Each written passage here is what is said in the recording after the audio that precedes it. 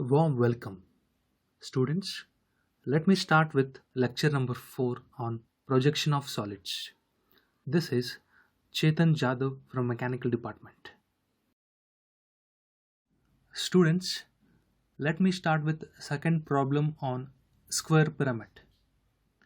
A square pyramid of 35 mm sides of base and 60 mm axis length rests on HP on one of its corners of the base, such that two base edges containing the corner on which it rests make equal inclinations with respect to horizontal plane. Then draw the projections of the pyramid when the axis of the pyramid is inclined to HP at 40 degree and with respect to VP at 30 degree. In the problem statement, it is mentioned that the square pyramid is resting on one of its corners of the base. Hence, draw the first position top view in such a way that the base corner of the square pyramid will be at right hand side of the observer, so that in the second position, when we are going to rotate the square pyramid, it will be resting on one of its corners of the base. Let's first try to visualize the given problem with the help of animation. As given in the problem, first we will place the square pyramid in such a way that it will be resting on its base on horizontal plane. This is the top view of square pyramid when it is resting on its base on horizontal plane, and we can observe that all the four slant edges of the square pyramid looks like diagonals of the square lamina. Also, we have placed the square pyramid in such a way that any one corner of the base is at right hand side of the observer. And this is the front view of square pyramid, in which we can see the true height of axis, that is 60 mm. Also, we can observe that the axis of the square pyramid and one slant edge of the square pyramid are overlapping each other. In the second position, we are going to rotate the square pyramid in such a way that the base of square pyramid, that is ABCD, will be at an angle of 50 degree with respect to horizontal plane. Then we are going to measure the angle made by axis with respect to horizontal plane. Automatically it will be 40 degree. Here we can observe that the square pyramid is tilted in such a way that it is resting on one of its base corner, that is base corner C. Also, we can observe that in the second position, the square pyramid is tilted in such a way that the two base edges, that is BC and DC, which contains the resting corner C, makes equal inclination with respect to horizontal plane. This is the second position top view, in which we can observe that the base of square pyramid ABCD is invisible. In the third position, we are going to recreate the second position top view in such a way that the axis O1 O2 will be at an angle of 30 degree with respect to vertical plane. Since in the second position top view, the axis O1 O2 is having an apparent length and the given angle is true angle, we will use a locus method to find apparent angle. After getting the apparent angle as 41 degree, we will transfer the second position top view in such a way that the axis O1 O2 will be in line or inclined with this new angle, that is 41 degree. This is the top view of square pyramid in third position, in which the base is invisible. This is the third position front view of square pyramid, in which we can see the base of square pyramid. And this is the final front view of square pyramid in all three positions.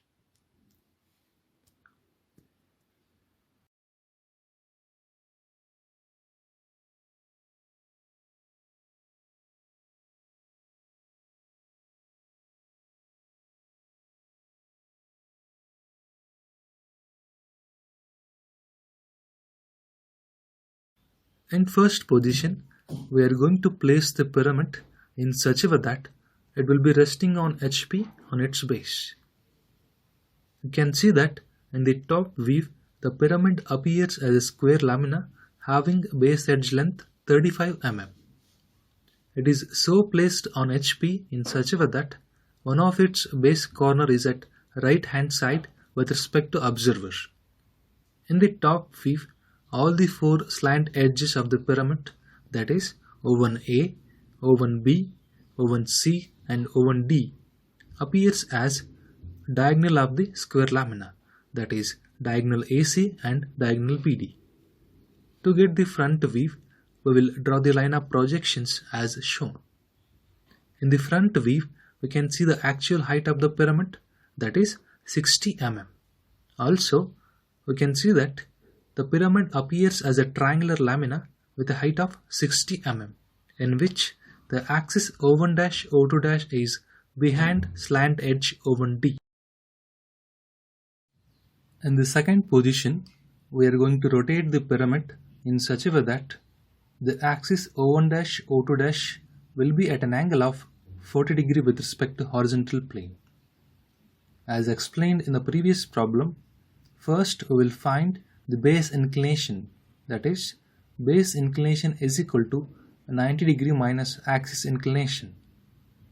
Since the axis inclination is 40 degree, 90 minus 40, we will get 50 degree. So first we will draw a 50 degree line with respect to horizontal plane. Then we will recreate the first position front view in such a way that the base of pyramid, that is A dash, B dash, C dash, D dash, will be in line with 50 degree line. Then using protractor, we are going to measure the angle made by axis. Automatically we will get 40 degree.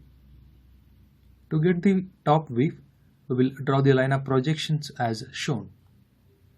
In the top view, the base of pyramid is invisible, which should be indicated with a dotted line.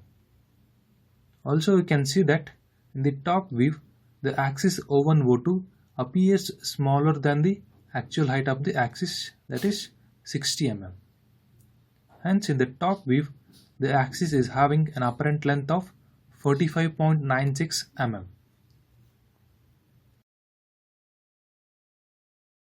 In the third position, the axis O1-O2 is making at an angle of 30 degree with respect to vertical plane. Since in the second position top view, the axis O1-O2 is having an apparent length and the given angle is true angle, we will use a locus method. In locus method, we will get the apparent angle as 41 degree. So we will recreate second position top view in such a way that the axis O1-O2 having apparent length 45.96 mm will be in line with new angle 41 degree. To get the front view, we will draw the line of projections as shown. In the front view, the base of pyramid is visible, hence it should be indicated with a continuous line.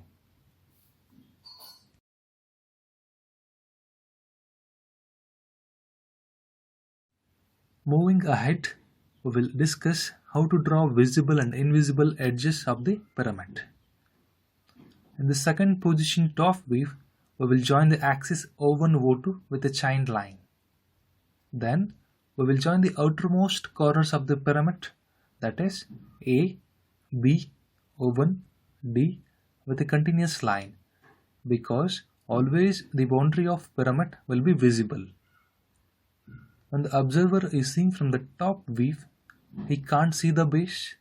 It means in the top view, the base is invisible or hidden, which should be a dotted line. Again, when the observer is seeing from the top view, he can see the slant edge O1-A'.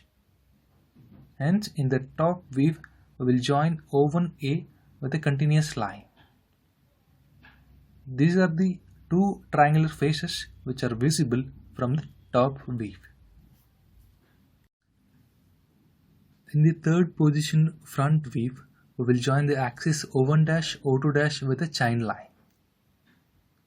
Then we will join the outermost corners of the pyramid, that is A dash, B dash, C dash, O1 dash with a continuous line. When the observer is seeing from the front view, he can see the base which is nearer to the observer. Hence, in the front view, the base is visible, which should be a continuous line. Again, when the observer is seeing from the front view, he can see the slant edge O1D, which is nearer to the observer. Hence, in the front view, the slant edge O1 dash D dash is visible, which should be a continuous line.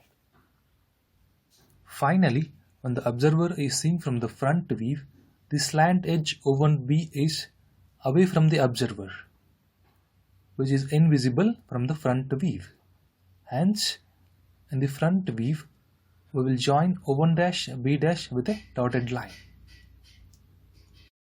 This is the base which is visible from the front view, and these are the two triangular faces which are visible from the front view.